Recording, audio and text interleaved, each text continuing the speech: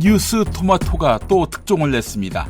김영선 전 의원이 경남 창원 의창에서 당선된 2022년 6일 국회의원 보궐선거 직후 자신의 세비 절반을 계속해서 명태균 씨에게 건넸던 것이 드러났습니다. 총액은 1억 원에 약간 못 미치는 9,677만 원 정도인데요. 명태균과 김영선 사이에서 소통했던 한 사람은 돈 성격과 관련해서 김영선을 앞에 세워놓고 의원님 공천을 어떻게 받으신 거 아시죠? 이러더니 명태균 씨의 막내딸을 언급하며 의원님은 평생 책임을 져야 한다 이렇게 말했다고 증언했습니다. 창원지검은 현재 정치자금법 위반 혐의로 두 사람을 수사 중인데요. 자, 세비의 절반을 토해냈다? 그걸 명태균 혼자서 다 먹었을까요? 이게 관심입니다. 대통령실이 한동훈 국민의힘 대표가 요청한 대통령과의 독대를 거부했습니다. 대통령실은 체코 성과가 묻힌다는 이유를 들었는데요. 무슨 성과가 있었는지는 갸우뚱합니다. 그래서 오늘 열릴 대통령 윤석열과 여당 지도부의 만찬은 별다른 성과 없이 밥만 먹고 끝날 가능성이 높아졌습니다. 윤석열을 설득해서 의정 갈등의 해법을 찾으려던 한동훈 대표의 계획도 틀어졌습니다. 한동훈은 재차 독대를 요청했지만 대통령실은 들은 척도 안 하는 분위기입니다.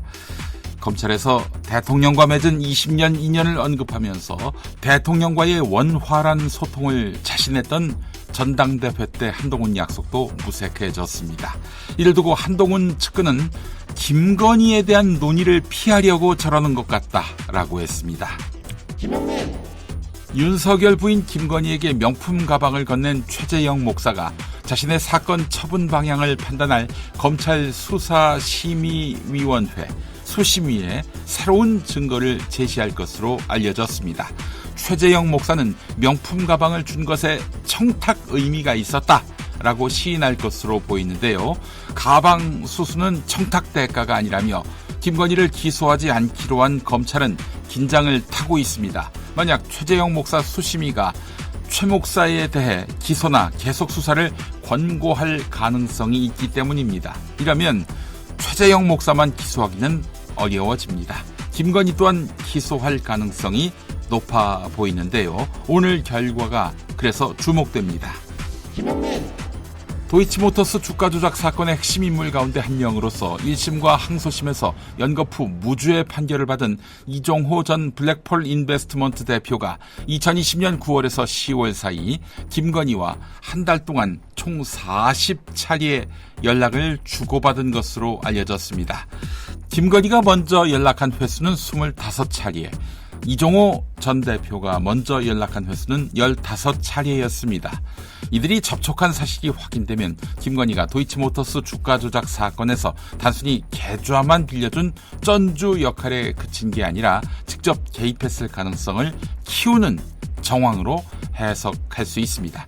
그동안 두 사람은 모두 연락이 끊어진 지 오래됐다며 연막을 피워왔는데요. 자, 이 보도는 JTBC가 했는데 자매 매체인 중앙일보 지면에서는 보기 어렵습니다.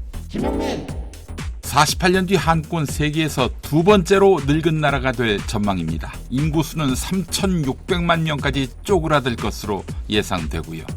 통계청은 2022년 기준 장래 인구 추계를 반영한 세계와 한국의 인구 현황 및 전망을 내놓았는데 이 내용을 보면 한국의 전체 인구 가운데 고령 인구 65살 이상 구성비는 올해 19.2%에서 2072년 47.7%로 오를 전망입니다.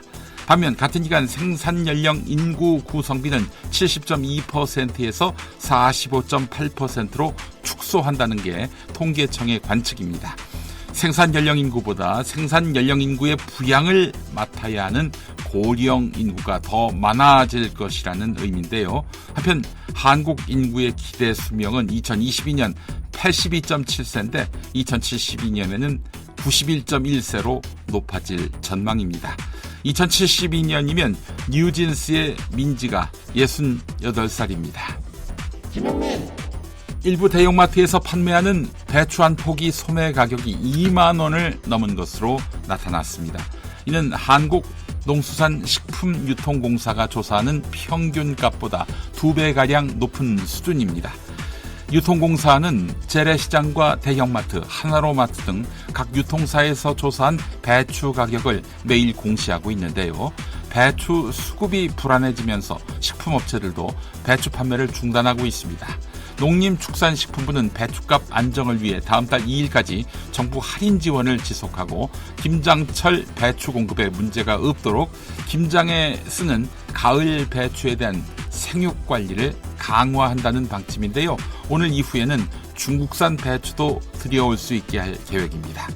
수급 조절도 정부가 할 일인데요. 뭐 잘하는 게 하나라도 있나 싶습니다.